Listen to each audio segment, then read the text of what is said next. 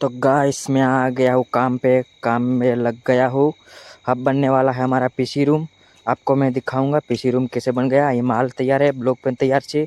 चलो मैं आगे भी दिखा के जाऊंगा। जैसे जैसे आगे हमारा काम बढ़ के रहेगा ऐसे ऐसे मैं आपको दिखा के रहूँगा।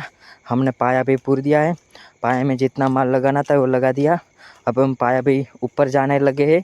जैसे जैसे माया पे लगाते हैं माल, ऊपर लगाने के बाद आगे भी दिखाऊंगा। तो गाइस यहाँ पे दरवाज़ा लगाने वाले हैं।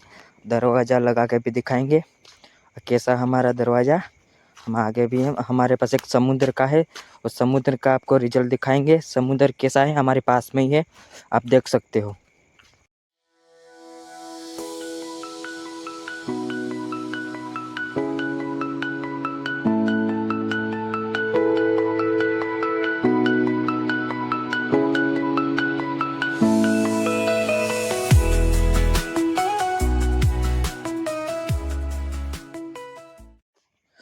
गाइस आपने समुद्र का व्यू देख लिया होगा कैसा व्यूज है।